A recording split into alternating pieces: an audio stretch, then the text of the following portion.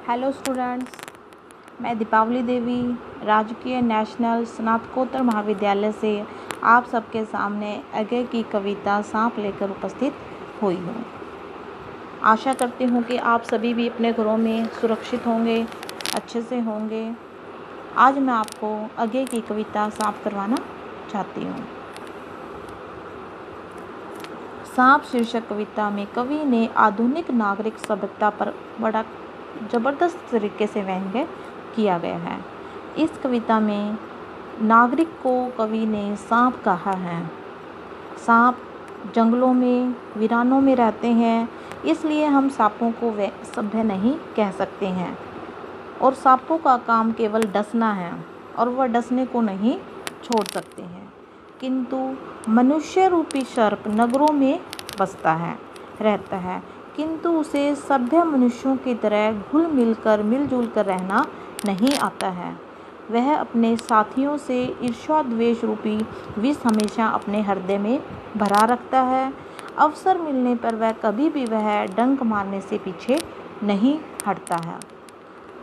यहाँ पे कवि बार बार पूछता है कि उसने ऐसा काम करना कहाँ से सीख लिया है, क्योंकि नगरों में तो सांप होते ही नहीं हैं। वास्तव में सांप कहाँ पे होते हैं? जंगलों और वीरानों में ही रहते हैं।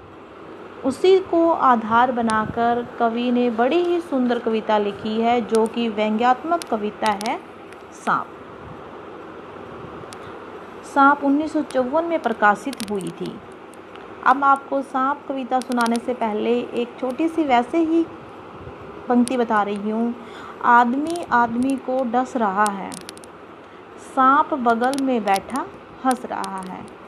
ये पंक्तियाँ बिल्कुल ही आज के समय में सार्थकता सिद्ध कर रही हैं कि आदमी आदमी को डस रहा है और सांप आज खाली बैठकर बगल में बैठकर केवल उसका काम डसने का नहीं, केवल हंसने का ही रह गया है। वह यही भाव आगे ने जो सांप कविता है इसमें प्रदर्शित किए हैं, बताए हैं। जो सांप कविता है हिंदी की पाठ्य पुस्तक समकालीन हिंदी कविता में कविवर अज्ञे जी की सुप्रसिद्ध काव्य रचना इंद्रधनुष रोंदे हुए से संकलित है और यह सांप नामक कविता से लिया गया है। जो काव्य रचना कौन सी है? इंद्रधनुष रोंदे हुए ये में संकलित कविता सांप से ली गई है।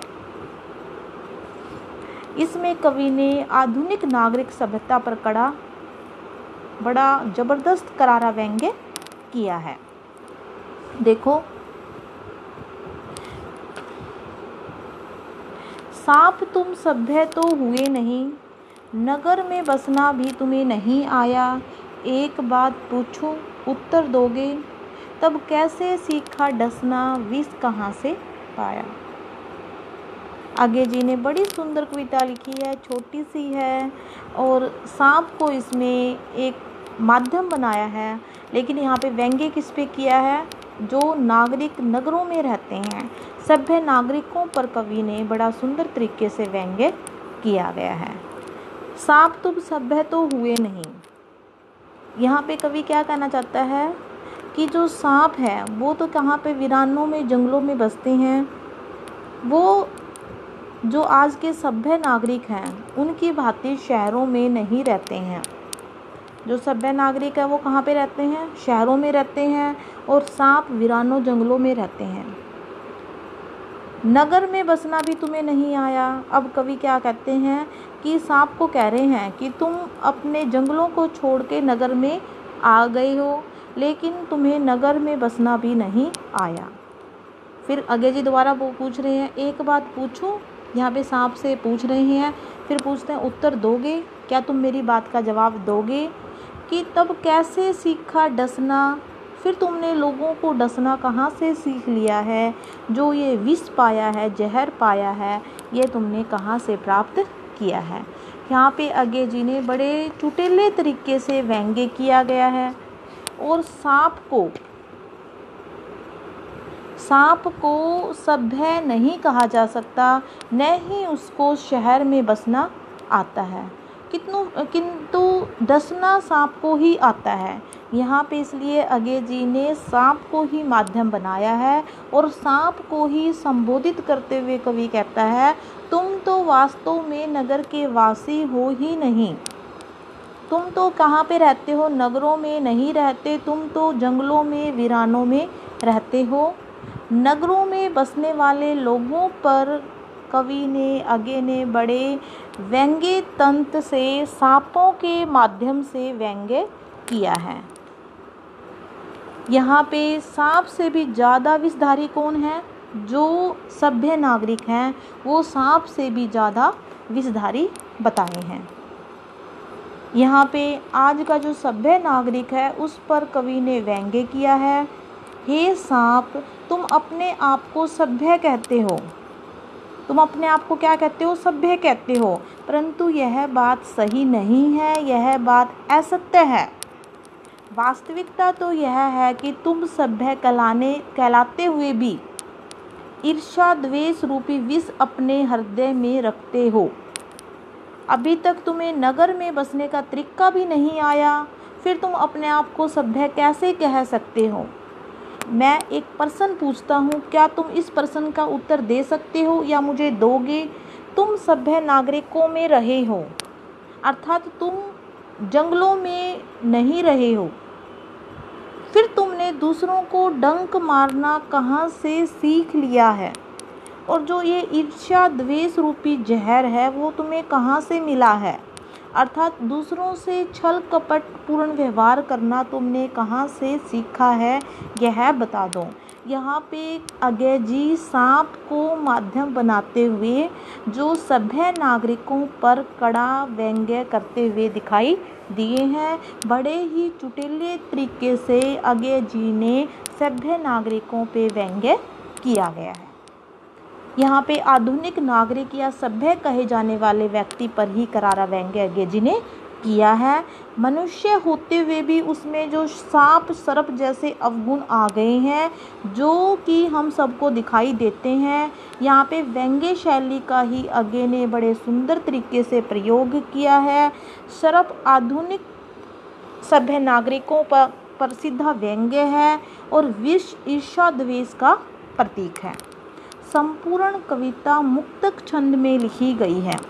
मुक्तक छंद मतलब प्रारंभ कहाँ से होता है, अंत मतलब खुले तरीके से है, कोई उसका नियम, मुक्त रूप से लिखी गई है। छंदों का जो प्रयोग मुक्त रूप से किया गया है।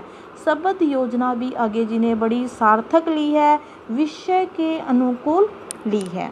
जो यह कविता है हमारी हिंदी की पाठ्य पुस्तक समकालीन हिंदी कविता में से अगे जी ने ली है। और अगे जी की बड़ी सुप्रसिद्ध जो काव्य रचना है इंद्रधनुष रोंदे हुए ये में संकलित सांप नामक कविता से इसको लिया गया है। यहाँ पर कवि ने आधुनिक नागरिकों पर सभ्यता का करारा व्यंग्य प्रदर्शित करते हुए यहाँ पे जाहिर किया है। दोबारा से रिपीट करूँ, सांप तुम सभ्य तो हुए नहीं। यहाँ पे सांप को माध्यम बना के कवि सभ्य समाज पर व्यंग्य करते हैं कि तुम शहर में रहना, तुमने सभ्य नागरिकों ने शहर में रहना शुरू तो कर दिया है, लेकिन तुम्हें अभी तक शहर में बसना नहीं आया है, क्योंकि तुमने अपने हृदय में ईर्ष्या द्वेष रूपी विष अपने हृदय में पाल रखा है। तुम नगर में बसने का तरीका नहीं आया है, तुम्हें किसने सभ्य कह लिया? तुम्हें सभ्यता का रंज मात्र भी नहीं है। फिर यहाँ पे अगे जी एक प्रश्न पूछते हैं और उनसे कहते हैं कि क्या तुम मेरे इस प्रश्न का उत्तर दोगे?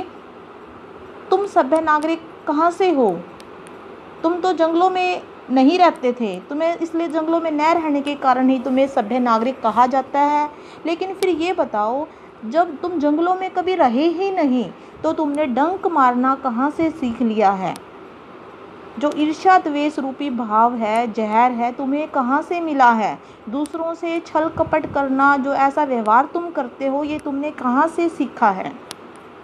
ये आधुनिक युग बोध से जुड़ी अगे जी एक सार्थक कविता है, क्योंकि ये हमारे आज के सभ्य नागरिकों पे बिल्कुल सार्थक सटीक रूप से ये सिद्धि उन पे सही प्रकट होती है। वह हमारे साथ रहते हैं और हमारे साथ रहते हुए किस प्रकार हमारे से ईर्ष्या द्वेष रखते हैं, यह हमें वास्तव में साफ साफ दिखाई देता है। और अगे जी की बड़ी सुंदर ये कविता है जो कि व्यंग्य प्रधान है। अब देखिए इसकी जो काव्य की विशेषता है, यह एक व्यंग्य कविता है। शैली प्रभावशाली और हृदयस्पर्शी है। मुक्तक छंदों का आज्ञा जी ने बड़े सुंदर तरीके से प्रयोग किया है। भाषा शुद्ध खड़ी हिंदी बोली का प्रयोग है। उपमा और उत्प्रेक्षा अलंकारों का आज्ञा जी ने प्रयोग किया है। आशा करती हूँ कि जो सांप कविता है आपको समझ में आई होगी। बड़ी अच्छी व्यंग्यपूर्ण कविता है। धन्यवाद।